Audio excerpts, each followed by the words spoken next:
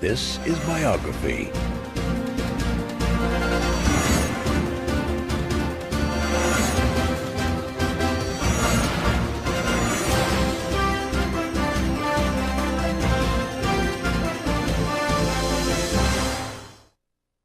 I'm going to amount to something. You wait and see.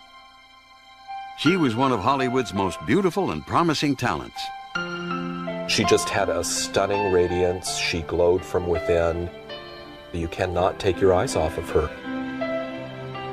But Frances Farmer's life was not a fairy tale.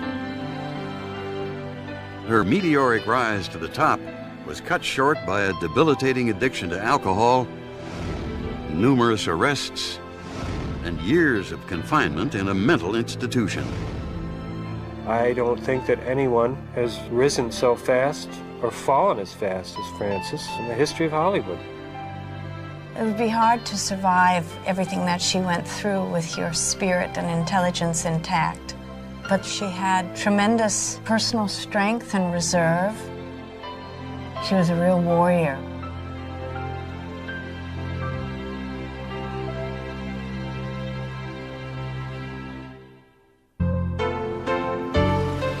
In 1913, Seattle, Washington was growing into a prosperous and culturally progressive city. It was here on September 19th that Frances Farmer was born, the third child of Ernest and Lillian Farmer. Her father was an amiable man and a moderately successful attorney. My grandfather was, by all appearances, very undemonstrative, very laid back, very quiet. My sense is that he was aloof emotionally, not really available.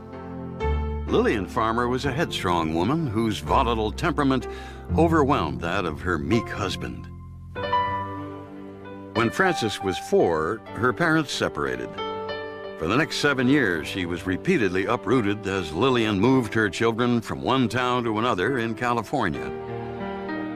Though Frances longed for the stability her mother seemed unable to provide, she nonetheless adored this energetic woman who recited the poetry of Longfellow as loudly as she denounced the evils of communism.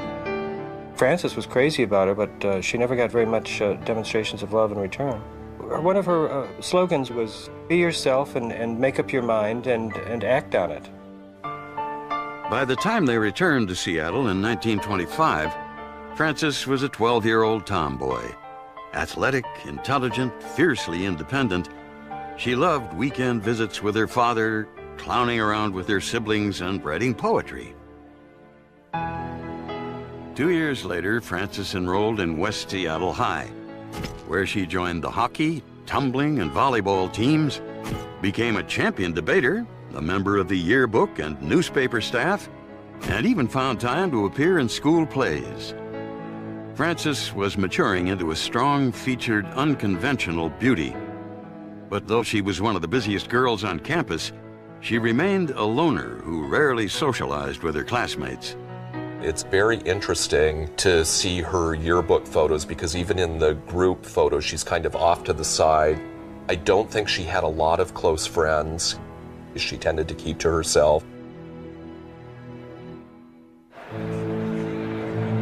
In 1929, the Wall Street crash precipitated a nationwide depression. Frances was appalled as people lost their jobs and bread lines sprang up on street corners, while a select few escaped unscathed.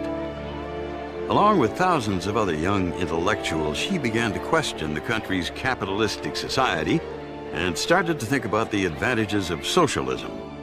Seattle at that time was very labor-oriented and left-wing. And she was obviously very well-read, very smart. So I think she grew up in a place, in a time, and in a family atmosphere where that kind of free thinking was promoted. In 1931, Frances won $100 in the National Scholastic Magazine's student writing contest for her philosophical essay, God Dies. As I understand it, she decided that God had died because she had lost a favorite hat of hers. And after a short time, she found it. Meanwhile, a friend of hers from school, her entire family was killed in an automobile accident. At that point, she figured out that there couldn't be really a God because he would never let anything like that happen. So she said God died.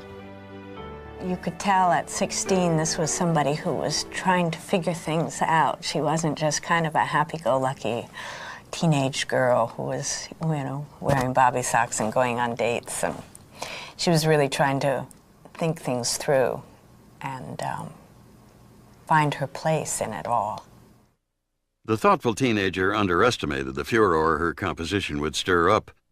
She was denounced from the pulpit and vilified in the press as a dupe of godless communism. I think it was horrible for her. She was not a popular person to begin with. And I think that's when the epithet of her being called a freak started. People started, you know, to stay away from her. Shunned by her peers, Frances eagerly enrolled as a journalism student at the University of Washington. But instead, she was drawn to the more progressive theater department and found companionship with like-minded souls who hotly debated artistic integrity and the rewards of socialism. With her striking looks and instinctive gift for acting, she was soon the star of such plays as Uncle Vanya and Helen of Troy. In 1934, local reviewers applauded her performance as a German musical prodigy in the play Alien Corn and proclaimed that she was destined for Broadway. Acting had become a passion for Frances, and she was determined to make a life for herself on the stage. But New York seemed a million miles away. In a rally of support, the entire drama department entered a contest sponsored by the Voice of Action, Seattle's communist newspaper. They sold enough subscriptions in Frances's name to win her first prize, a VIP tour of the Soviet Union, via Manhattan. Well, I don't think Frances had that great an attraction to go to Russia. The one thing about this contest that attracted her was the fact that it would take her to New York City. And that's where she had decided she wanted to go to get involved in acting in a real serious stage career. But Frances's mother was aghast that she would consider traveling to the Soviet Union, a communist country that few Westerners dared to visit. Fearing that her daughter would be brainwashed, she forbade Frances to go. I think that they butted heads because they were so much alike. They were both very strong-willed. They were both very independent. Unfortunately for Lillian, Frances was already 21 and could do whatever she damn well pleased, which is exactly how Frances phrased it to both Lillian and the press. In April 1935, Frances defiantly boarded a steamship bound for the USSR. The idealistic young woman was profoundly affected by the degree of poverty and suffering she witnessed. But the majesty of the Russian theater made her more determined than ever to get on with her own stage career. When Frances returned to the United States, she moved into a small apartment in Manhattan and began pounding the pavement in search of work. Well, it was the middle of the summer by the time she came back, and that's usually the deadest season on Broadway, so there were no casting calls going out for any stage productions. And one way or the other, Frances met Oscar Serlin, the talent scout for Paramount, and Oscar Serlin arranged for a screen test for her. The studio was sold on her, but Frances had reservations. She felt that Hollywood was not a place to be for an actress. In the 1930s, if you were a serious young actor, legitimate theater was Broadway, and Hollywood was the illegitimate theater. Desperate for money, Frances put her dreams on hold and signed a 7-year movie contract with... When she arrived in Hollywood, glamour girls like Jean Harlow and Marlene Dietrich were the ideal. And the studio immediately began grooming Frances Farmer for stardom. Paramount, like all the studios in that day, ran an acting mill. The newly signed people were put through image makeovers. It was a grueling process. She absolutely hated it.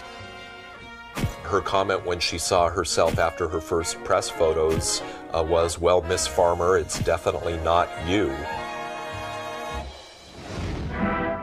Within months, the actress was starring in her first film, a B movie called Too Many Parents. Set in a military academy, Frances played the headmaster's compassionate daughter. Thank you, Miss Sally. Phil's crazy about you, and you don't know he's alive. So he invented a father who wrote him sweet, loving letters. The kind that any real father would write to a boy like Phil. And that's what he gets for saving your reputation as a human being. What are they doing to him? They're just taking away his sword, that's all. The sword that he worked so hard to get. That's all they're doing to him. Too Many Parents was a hit at the box office, and Frances suddenly found herself in the spotlight. But she felt like an outsider in a town where commerce seemed more important than art. Her only other friend was a young contract player, Wycliffe Anderson, who later changed his name to Leif Erikson.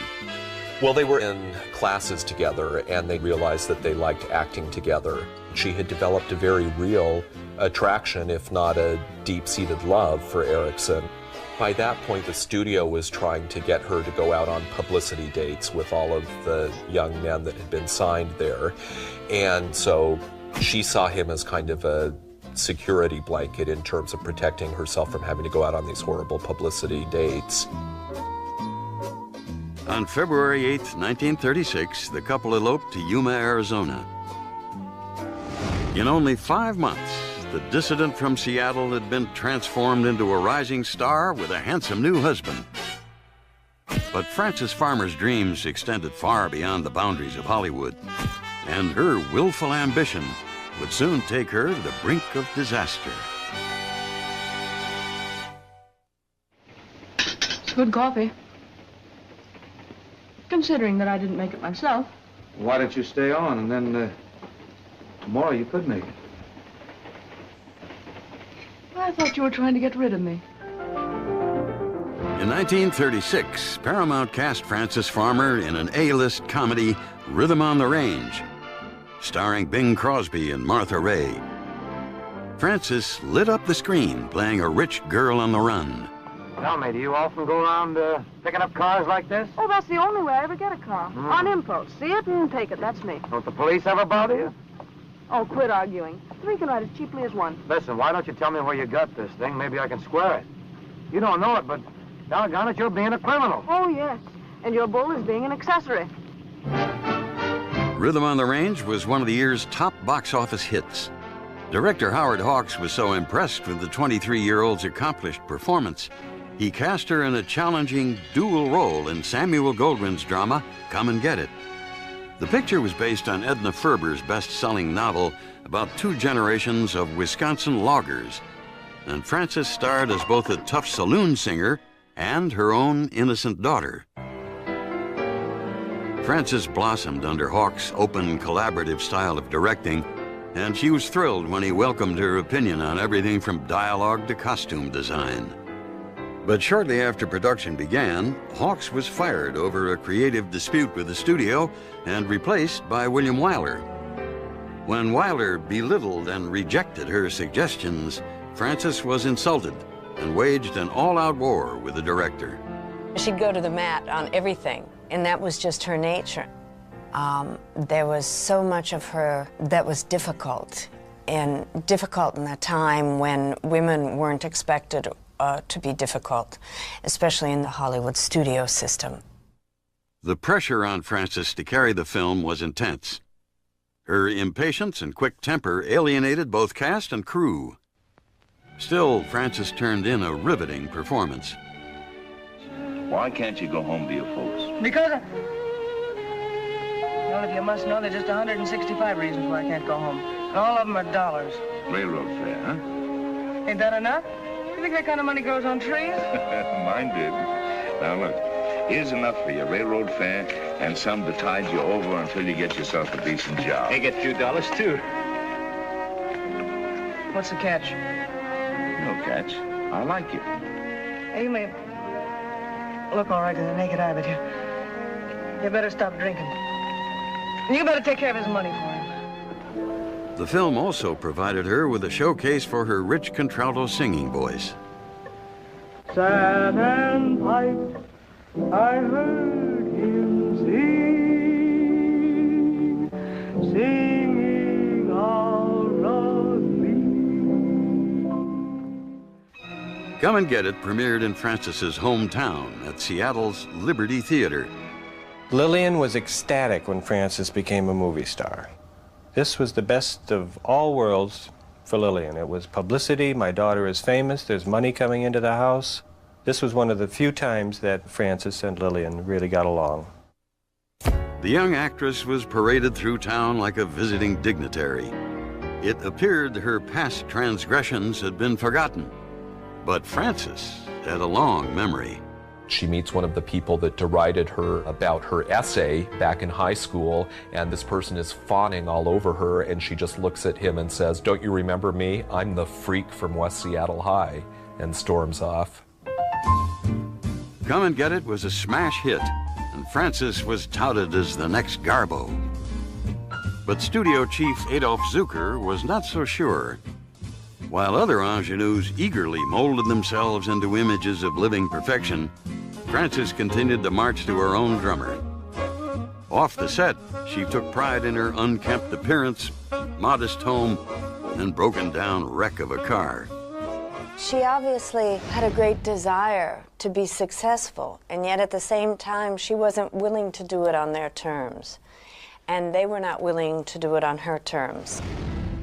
Paramount was frustrated with their eccentric star.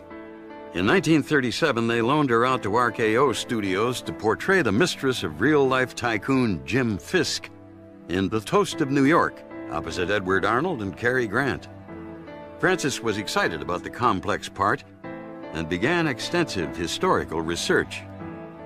But when censors turned the unscrupulous character into a romantic heroine, she fought in vain to restore the integrity of the material. By the end of production, her demand for perfection earned Frances more enemies than it did friends. In a word, I think she had a sense of arrogance. She just made it clear that she felt she was better, which, maybe that was disguised inferiority. Despite her misgivings, The Toast of New York was a success. Frances was rushed into 2 more movies, Exclusive and the Technicolor High Seas drama Ebb Tide, opposite Ray Milland. Who are you? I'm Faith Wishart, Captain Wishart's daughter. He died carrying out orders, if you understand what that means. I'm here in his place.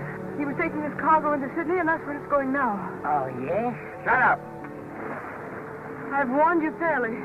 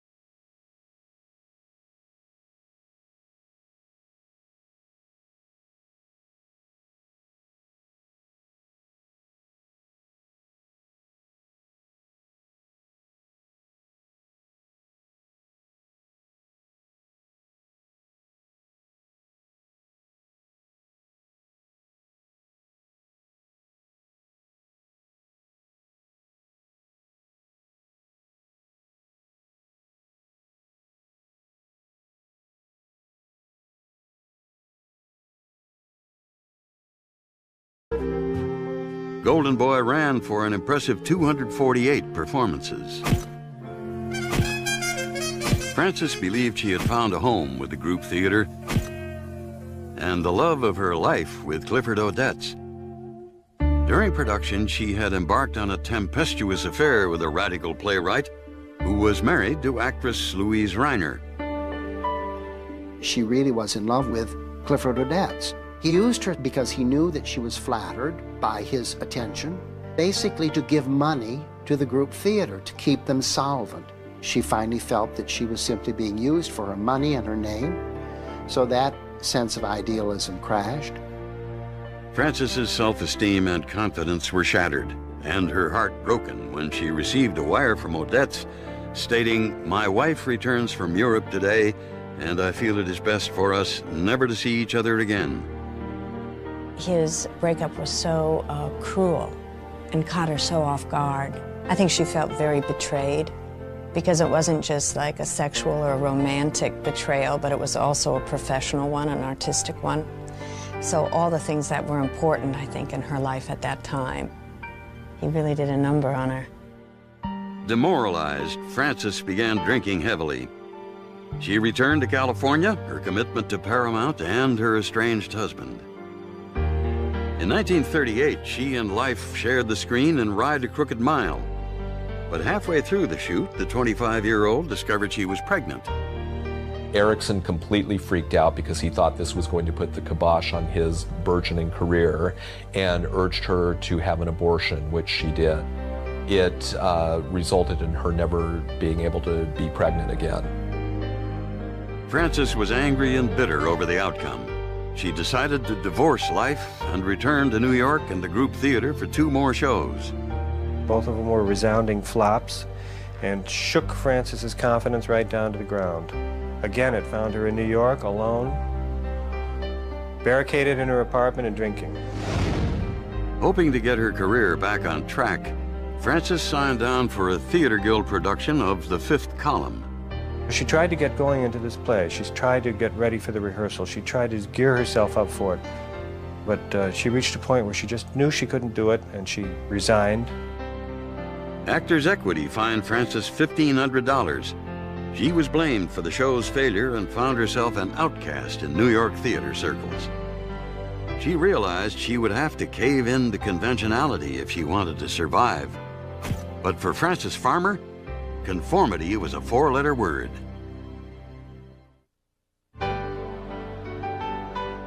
By 1940, Frances Farmer had seen her chances for a meaningful career on the legitimate stage slip through her fingers.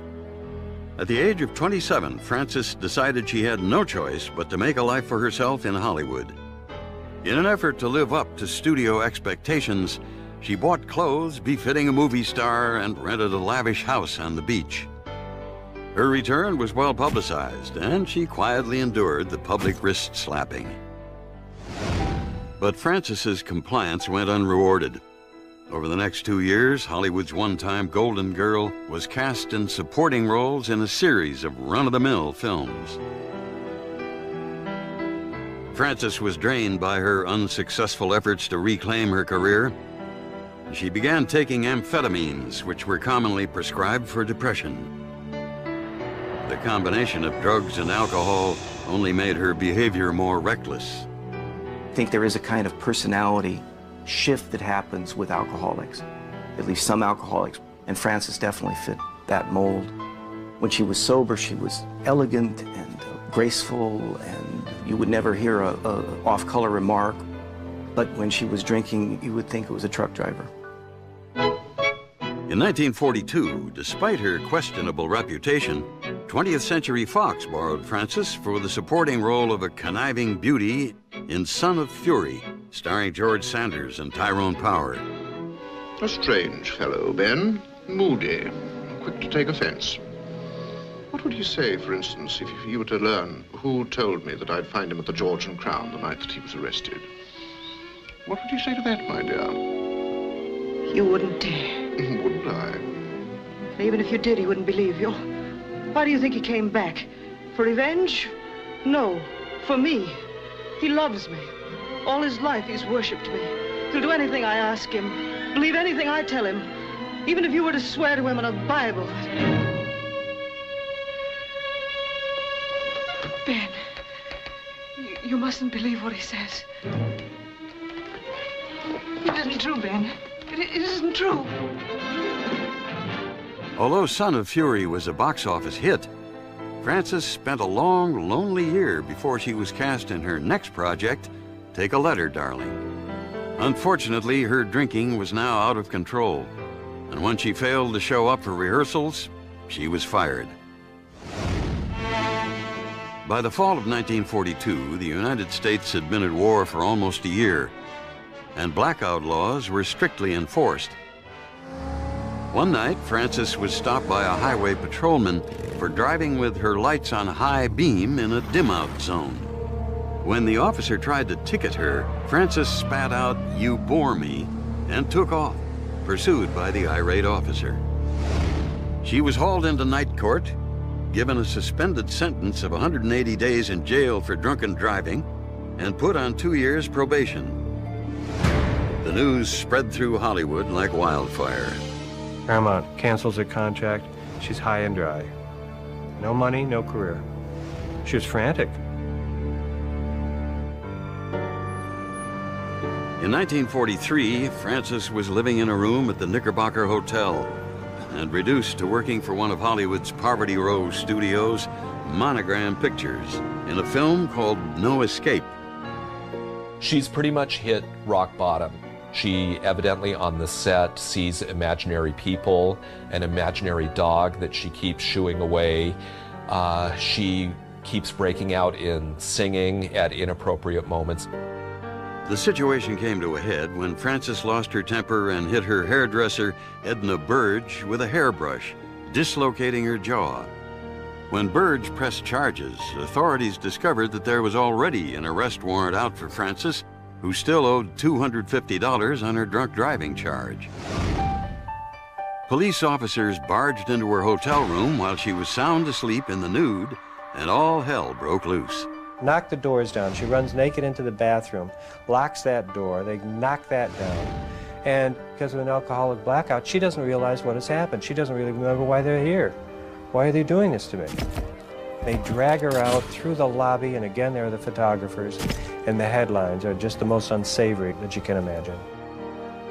When Frances was taken down to the station and booked, she offended even the most seasoned officers by describing her occupation with a shockingly lewd term. It was just this instinct for performance gone a little bit off. She knew a remark like that would, at a minimum, raise eyebrows. So she did like to blow minds. The judge asked her about her drinking. She says her famous line, "I put liquor in my milk and in my orange juice, and what do you expect me to do, starve to death?" And then the judge gets very irate and slams her with the 180-day sentence. She picks up an inkwell off a desk, throws it at the judge, and hits him. Then she's dragged out of the court screaming. More photographers, more headlines. Frances was transferred to the psychiatric ward of Los Angeles General Hospital on January 20, 1943. Her humiliated parents flew down from Seattle, and Lillian Farmer immediately attempted to take control of the situation. She blamed the communists for her daughter's condition and penchant for alcohol, and agreed that Frances needed several months of rest in a sanitarium. But despite the hundreds of thousands of dollars Frances had earned, she was destitute. She had given her money to her parents and numerous left-wing causes. The Screen Actors Guild came to her rescue and placed her in the Kimball Sanitarium. Unable to control Frances's outbursts, doctors prescribed a program of 90 insulin shock treatments, which caused her to lapse into brief comas. By the time she was released 8 months later, Frances had given a lot of thought to her future and announced to her mother that she wanted to give up her movie career. Frances really, at one time, wanted to save herself. She wanted to find a life that would be nurturing and that she could actually flourish in. She understood implicitly that continuing with a movie career would be, you know, death for her. But she came up against her mother's will. Lillian was aghast at all this. She was so disappointed that her daughter was like taking away all this stuff that had made her so bright in her eyes there for a while. At one point they had an argument that was so bad that Frances threatened to kill her. And Lillian used that. She had her committed. On March 24th, 1944, Frances was admitted to the Western State Hospital at Steilacoom, where she was diagnosed as schizophrenic and insane. There, she underwent a series of electroshock treatments. Still, she remained defiant and combative. To calm her down, hydrotherapy was also prescribed. Frances was submerged naked in a tub of freezing water and left there for hours on end. After months of continuous treatments, Frances appeared subdued. Considered cured, she was once again returned to her mother's care. But when she made several attempts to run away and was arrested for vagrancy, Frances's mother sent her back to Steilacoom. For somebody like Frances, whose major problem was substance use, her prognosis was excellent. And even if she did have a personality disorder, this is usually not the type of disorder which causes somebody to be chronically hospitalized. Doctors at the asylum now diagnosed Frances as hopelessly insane. Her head was shaved and she was thrown into a ward designated for violent inmates. The treatment and the conditions in mental institutions were crude compared to today's standards. Individuals at times, especially in the back wards, were often treated only slightly better than animals. The idea, I think, for Frances was to try to get through it, to try to survive, both physically and mentally intact as much as possible.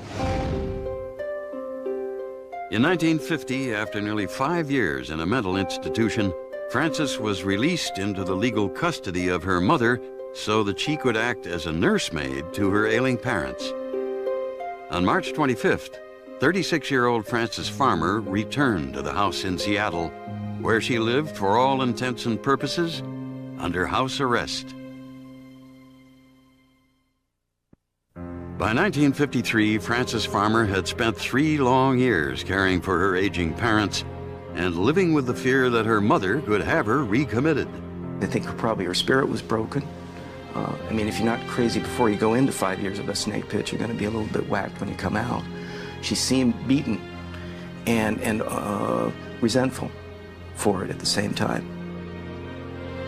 In an attempt to seize control of her life, Frances demanded a hearing to restore her independence. She was devastated when hospital administrators informed her that she had been a free woman since 1951, a fact her parents had neglected to mention. Frances arranged for the care of her mother and father and took a job as an attendant at the Olympic Hotel. But out from under her parents' watchful eye, the friendless woman began to drink once again. I'm sure there was enormous heartbreak and sadness in Frances because she was trying to drown that sadness in her drinking. And I think there was just an incredible regret for what she had squandered.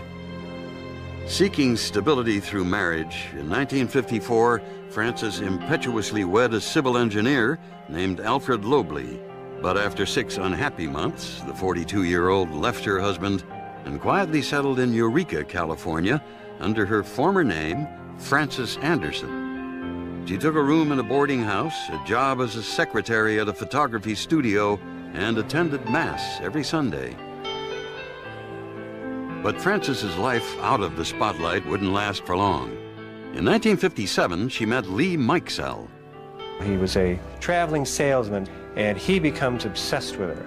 He decides that he wants to bring her back. He wants to bring back Frances Farmer, the movie star. Although she had no intention of reviving her career, she was swayed by Mikesell's take-charge attitude. He helped Frances gain sobriety, arranged for her divorce from Lobley, got her a job as a receptionist at the Palace Hotel in San Francisco, and notified the press. In June of that same year, Ed Sullivan invited Frances to appear on his show. As the blackbird in the spring, 'neath the willow tree, sat and piped. She was obviously terrified and very nervous, but again, that incredible inner strength and reserve just rose up again, and she made it through the song beautifully, and she brought down the house.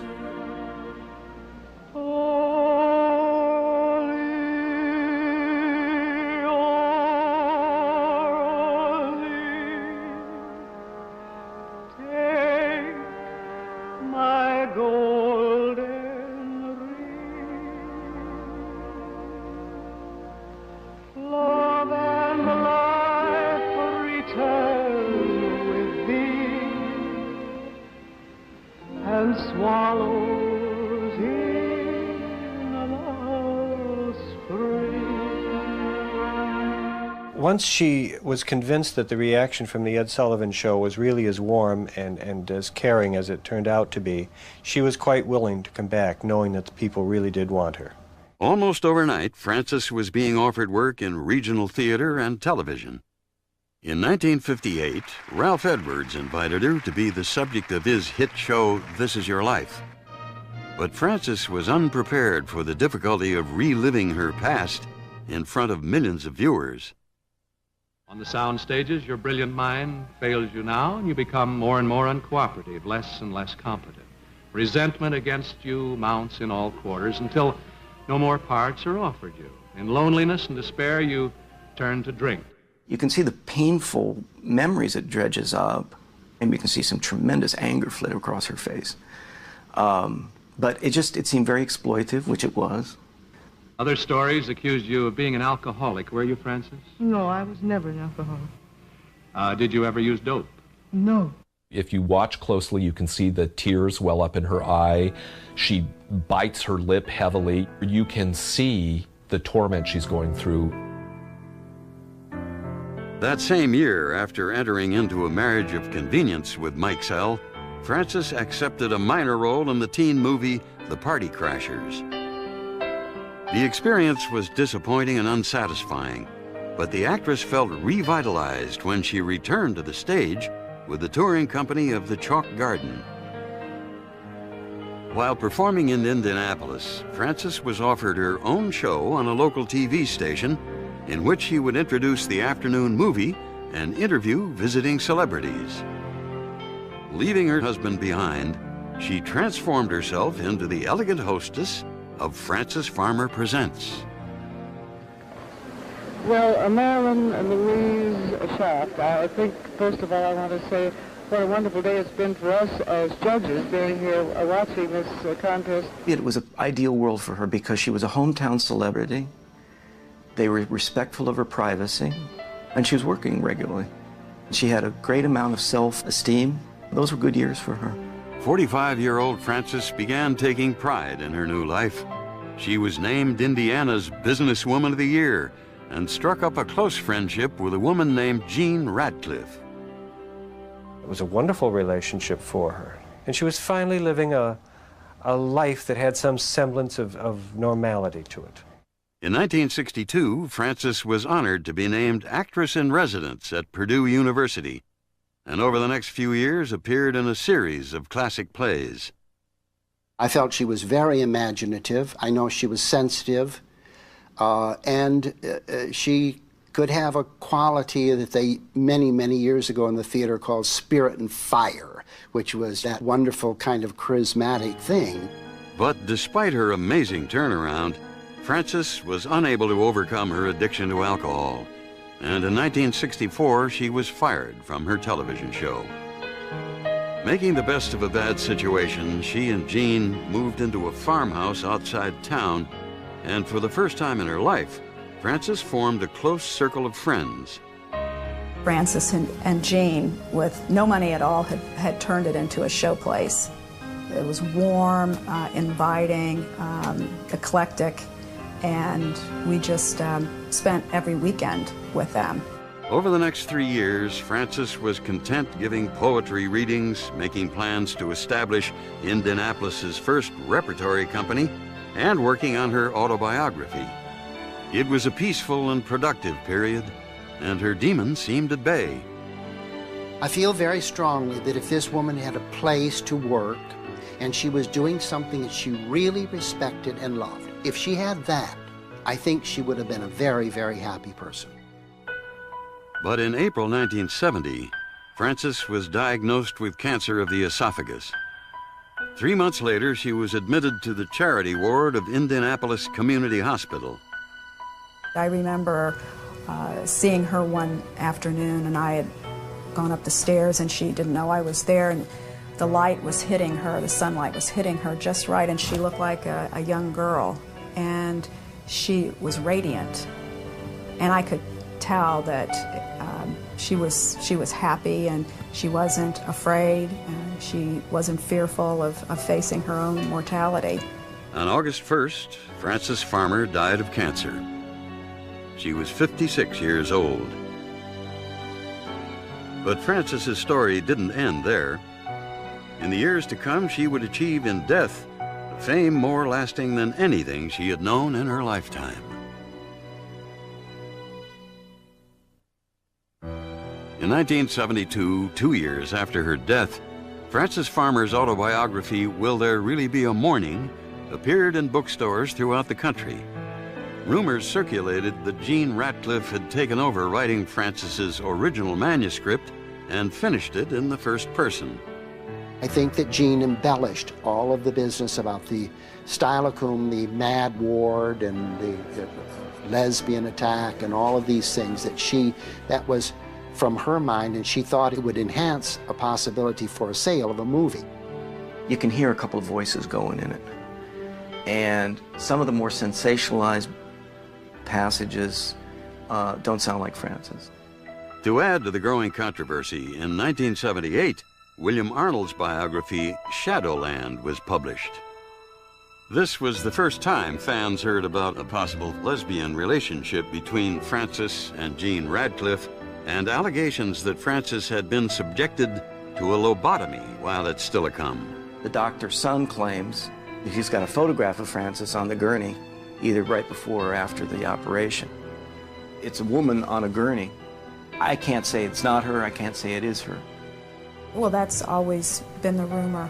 She talks about patients in the institution who begged to be lobotomized because they just didn't want to feel anymore. So it's hard to believe that if she herself had had a lobotomy, why didn't she just say that she did? The public's fascination with Frances Farmer only grew when in 1982, Universal Pictures released a film entitled Frances. The movie starred Jessica Lange, who not only bore a striking resemblance to Farmer, but also felt a strong bond with the actress. I really loved Frances. You know, there was something about her that touched me so deeply. Sometimes I actually, and I know this sounds like kind of mumbo jumbo, I could actually feel her presence. I mean, it was a powerful entity. I think what she captured was a large part of the inner sense of Frances. Her intelligence, her strength, was just uncanny. It was as though Frances' spirit had come into her. You're trying to break my spirit. You're trying to turn me into you, Lillian. But I'm not you, and I never will be. And I thank God for that. Lange's Oscar-nominated portrayal brought Farmer the legions of supporters she lacked in life. After 30 years, her story is still clouded by controversy and conjecture. But what remains clear is that throughout Frances Farmer's life, her indomitable spirit gave her the strength to endure overwhelming hardship and personal despair. It's a terribly sad story. I mean, it's a tragic waste of a brilliant human being. She had incredible wit, she had incredible intelligence, she had taste and grace. She was a magical creature. There was strength and a vulnerability, and after knowing what she endured, it made me respect her even more. She was a survivor. I think that the moral of her story is that she survived.